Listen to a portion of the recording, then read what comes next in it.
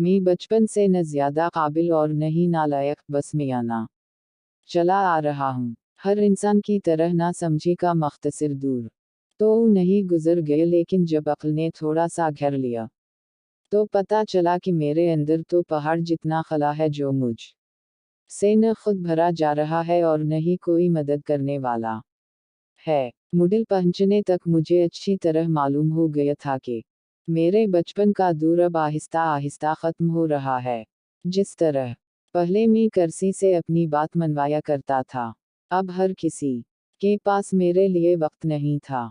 College में बिज़ाहिर तो मेरे बहुत सारे दोस्त होते, हर एक के साथ हंसता खेलता, मगर दिल की गहराइयों में जब जाता तो खालीपन महसूस करता और रफ्ता रफ्ता ये खालीपन पूरे जिस्म में फैल जाता जो मायूसी का बाउस बनता। लोगों के पास मौजूद बेमिसाल चीज़ मुझे ज़्यादा अच्छी लगती, ख्वाह मेरे पास हज़ारों की चीज़ें ही क्यों न हो। अक्सर शाम ढलते ही दिल पर अजीब सी कैफियत तारी हो जाती। नमाज मैं बचपन से बाकायदगी पाबंदी से पढ़ता हूँ। देनी माहौल में भी मियाना था, हर चीज़ बराबर थी मगर दिल नहीं। खला मैं जैसे जैसे फैलता गया वैसे वैसे मैं हर जगह पर पश्त होता चला गया, चाहे वो कॉलेज में स्टेज ड्रामा हो या रिश्तेदारों के बीच गिपशिप में बस एकदम चुप हो जाता। मुझे शिद्दत से ये एहसास होने लगा कि मुझे एक अच्छे दोस्त की तलाश है जो मुझे बहुत प्यारा हो, जिससे मैं हर बात शेयर कर सकूं। वो मेरी हर बात सुने, समझ सके और मुझे सही राह दिखाता जाए, और अगर उस दोस्त को मेरी कभी ज़रूरत पड़ जाए तो मैं कभी भी पीछे नहीं हटूंगा। लेकिन आज के ज़माने में इंसानों में ऐसा दोस्त मिलना नामुमकिन के बराबर है।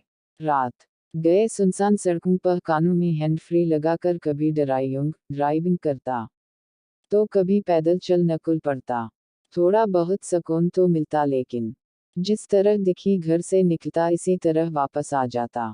हस्ब मामूल मैं फैशनेबल लोगों को देखता जो खुद पर बेइंतहा खर्च करते हैं। उन लोगों को देखकर मुझे एहसास होता कि मैं खुद पर खर्च नहीं करता, इसीलिए मैं अपनी ही नज़रों में गिरा हुआ हूँ। अगले दिन मैंने शॉपिंग मॉल्स छांट लिए, बाल और दाढ़ी में अजीब अजीब स्टाइल्स अख्तियार किए।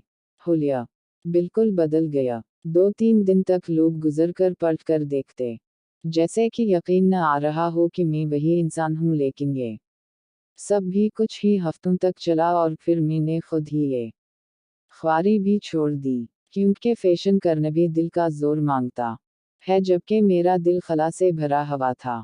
फैशन के पीछे दौड़ने के दौर के दौरान सोशल मीडिया पर भी कुछ तस्वीर डाली थी जिस पर लोगों ने थोड़ी बहुत पसंदीदगी जाहिर कर दी। मैं खुश हवा, मुझे याद आ गया कि एक वक्त था जब मुझे सोशल मीडिया पर हज़ारों लोग पसंद करते और मेरा दिल फिर भी कमी का इजहार करता।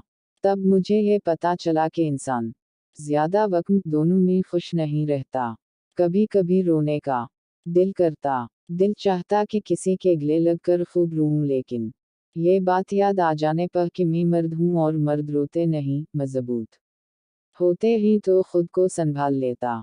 मगर जब कभी किसी फिल्म में या ड्रामा में रोने का सीन आता तो उसके साथ साथ अपने दर्द पर रो लेता। पहले पहल ड्रामों और फिल्मों से वक्त अच्छा गुजर जाता, लेकिन फिर एक वक्त आया कि जब ड्रामे की पहली कस्त और फिल्म का पहला सीन देखता तो सारी कहानी समझ में आ जाती।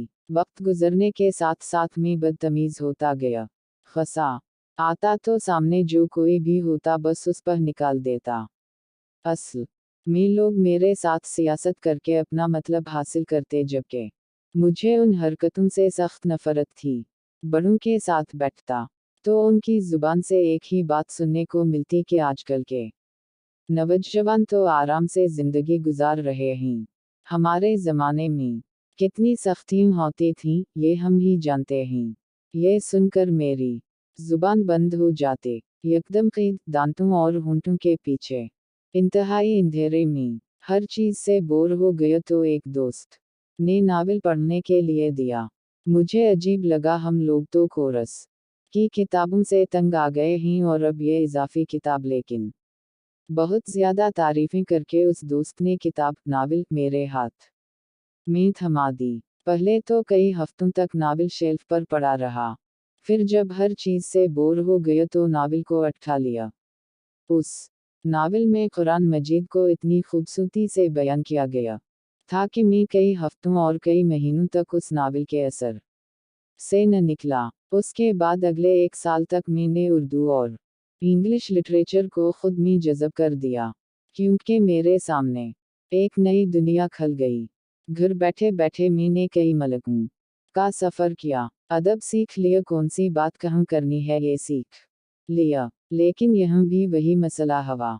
अब जब कभी कोई नई किताब खोलता तो पहला सिफहा पढ़कर ही सारी कहानी समझ में आ जाती। लाइब्रेरी में नई किताबें आ गईं, मैं खुश हवा। लेकिन ये क्या, ये सारी किताबें तो मैंने पहले से ही पढ़ रखी थी। मगर एक किताब जो ऊपर पड़ी थी, उसकी जल्द इंतहाई खूबसूरत थी, सबसे मुनफरिद। वो तर्जुमे वाला कुरान मजीद था। ये सोचकर मैंने कुरान मजीद को हाथ लगाया कि मेरा ज़हन अभी इतना मैच्योर नहीं है कि मैं कुरान मजीद पढ़ सकूं, और वो भी बिना उस्ताद के। कई दिनों तक लाइब्रेरी आते जाते मेरी नज़र बेअख्तियार कुरान मजीद पर पड़ती। मुझे लगता था कि ये मुझे देख रहा है, मुझ पर हंस रहा है, मगर मैं जल्दी से अपनी नज़रें हटाकर खुद को दूसरे कामों में मशगूल कर लेता। मेरा वाकई में दिल चाहता कि मैं कुरान मजीद को पढ़ूं, लेकिन एक अजीब सा डर दिल व दिमाग पर छा जाता, पता नहीं डर था भी कि नहीं, लेकिन कुछ अजीब सी कैफियत थी जो मुझे कुरान मजीद पढ़ने से रोकती। उस मसले से तंग आकर मैंने अपने हल्का अहबाब से मशवरा मांगा। किसी ने कहा कि उस्ताद के बगैर मत पढ़ो, किसी ने कहा ख्याल रखना बहुत गहरा है, और कुछ ने तो अल्टा मुझसे ही सवाल किए। मैं अपने उस वक्त को हमेशा याद करता हूँ जब मेरे हल्का अहबाब ने मुझे इंतहाई मायूस किया और मेरे हाथ रहनुमाई के लिए दुनिया की बेहतरीन किताब तक पहुंचने और मेरे हाथों ने कुरान मजीद को थाम लिया। यूं मैंने पहली मर्तबा कुरान मजीद को समझने के लिए खोला। पहली दफ़ा मैंने पैगंबरों के सारे क़स्से और उनसे मुताल्लिक़ तफसीलात पढ़ ली, लेकिन वो बातें जो रहनुमाई के लिए हैं उनको समझने का तयस्सुस दिल में पैदा हुआ, और उस तयस्सुस ने मेरे दिल के आधे खला को भर दिया। एक दिन मेरे मामू आए जो बहुत नेक और बाअमल मुसलमान हैं। मैंने उससे पूछा कि मैं आजकल के ज़माने को मद्देनज़र रखते हुए कुरान मजीद की कौन सी तफसीर को पढ़ूं। जवाबन उन्होंने मुझे एक इंतहाई मोतबर और काबिल आलम दीन की तहरीर करदा तफसीर और लेक्चर सुनने की तलक़ीन की, ताकि मुझे कुरान मजीद को समझने में आसानी हो। मैंने अगले दिन लेक्चर्स की मदद से कुरान मजीद को समझना शुरू कर दिया, और मुझे पता ही नहीं चला कि कब दुनिया मेरी मट्ठी में आ गई, कब मेरे दिल का खला भर गया, कब मैं बीक से फ्रंट पर आ गया, कब से मुझे सादगी अच्छी लगी, कब से मुझे हर कोई पसंद करने लगा, और कब से मुझे वो दोस्त मिल गया जो मेरी बात को आंखों के इशारे से तो दूर बल्कि दिल में आते ही जान जाता है। ये सारे कब मुझे आज तक मालूम नहीं हुए। यूं मैं जवानी के पागलपन से निकला। मेरी अपने तमाम नौजवानों से दरख्वास्त है कि वो कुरान मजीद को समझकर पढ़नी और उससे हर मामले में रहनुमाई लें। आपकी ज़िंदगी का हर खला पर हो जाएगा और आप एक सुकून वाली ज़िंदगी गुजार सकेंगे। मज़ीद ऐसी ही सच्ची कहानियों के लिए चैनल को सब्सक्राइब करें और वीडियो को लाइक करना न भूलें। अपना बहुत सा ख्याल रखिए। इजाज़त दीजिए।